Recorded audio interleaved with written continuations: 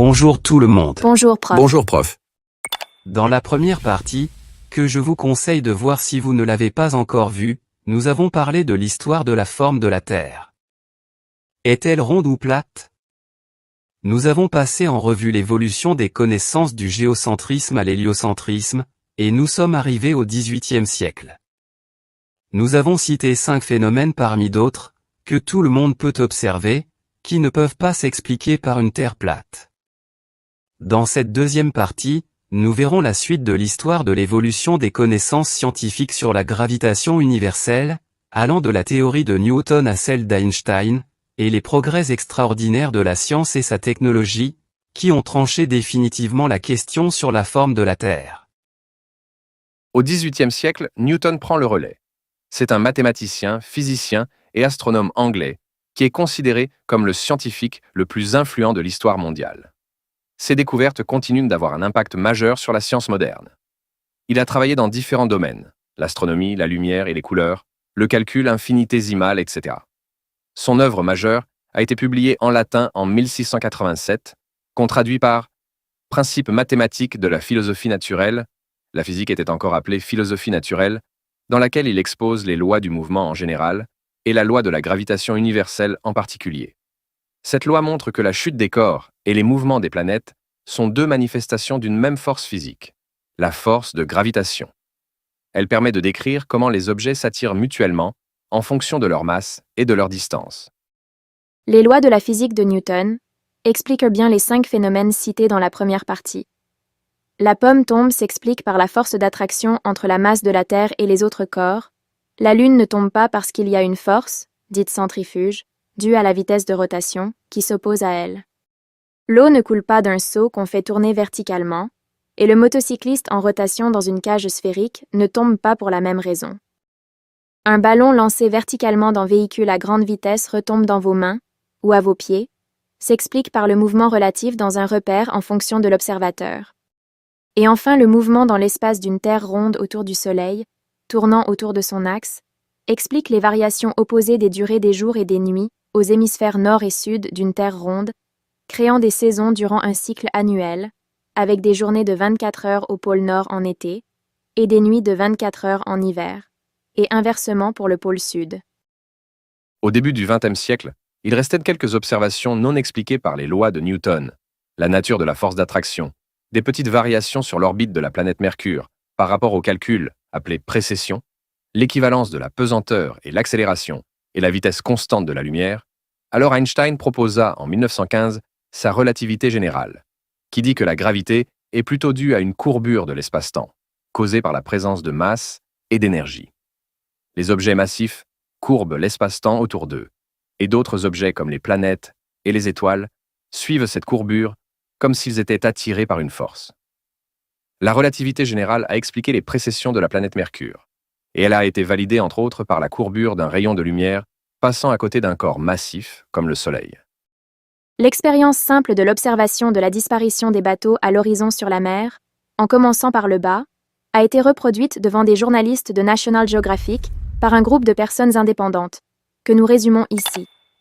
Ils ont utilisé un petit bateau avec une voile divisée en 6 bandes de couleurs différentes. On voit bien avec des jumelles, à partir du rivage, que les bandes du bas disparaissent sous l'horizon en premier. Puis les bandes du milieu disparaissent sous l'horizon à leur tour.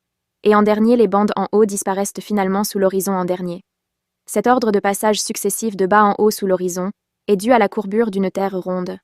Si la Terre était plate, les 6 bandes disparaîtraient en même temps et non successivement. En observant la Terre depuis un avion, on remarque clairement qu'elle est incurvée à l'horizon. Plus on s'élève, plus la courbure devient évidente.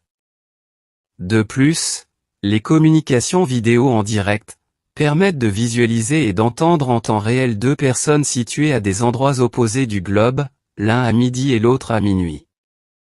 Ce qui constitue une preuve supplémentaire convaincante que la Terre est ronde et que le Soleil ne se couche jamais. Les satellites prennent des photos de la Terre depuis l'espace, et ces images montrent clairement qu'elle est ronde. Tout cela a permis de vérifier sans aucun doute que la Terre est bien ronde, et qu'elle tourne autour d'elle-même et autour du Soleil. Malgré cela, des prêcheurs religieux, tels que des platistes américains, et des ulémas séoudiens et autres, qui leur emboîtent le pas, ne font aucun effort pour comprendre les lois de Newton, capables de calculer avec exactitude la prochaine éclipse du Soleil longtemps à l'avance, et continuent 3 siècles après lui à se demander pourquoi un avion de ligne ne doit pas rester immobile au-dessus d'une ville et attendre que la Terre tourne, pour atterrir dans un aéroport d'une autre ville sur le même cercle si la Terre tourne. Pourtant, ils n'ont qu'à faire l'expérience simple d'un ballon lancé verticalement dans un avion en vol, ou dans un train en mouvant. En effet, si leur idée d'avion stationnaire était correcte, 950 km/h correspondent à 263 mètres par seconde, et à 83 mètres par seconde, dans le cas du train à 300 km/h.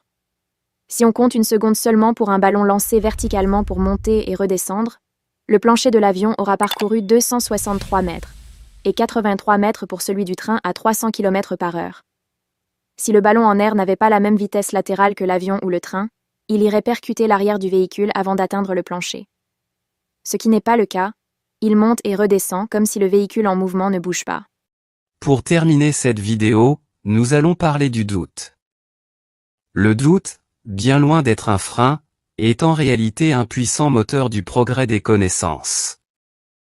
Il est à la base de toute démarche scientifique et a permis à l'humanité de faire des avancées considérables dans tous les domaines. Mais, il faut faire la différence entre le doute méthodique et le doute dogmatique. Le doute méthodique, quant à lui, il joue un rôle crucial dans la démarche scientifique. Ce doute scientifique est toujours basé sur des observations, des données ou des arguments rationnels. Il ne s'agit pas d'une simple intuition ou d'une opinion personnelle. Ce doute scientifique n'est pas une fin en soi, il est constructif et non une obstruction systématique au progrès de la connaissance, motivé comme chez les platistes par des croyances dogmatiques ou religieuses, ou des préjugés inculqués par des influenceurs malins. Le doute méthodique permet de remettre en question les connaissances existantes, d'identifier les erreurs et de faire progresser notre compréhension du monde.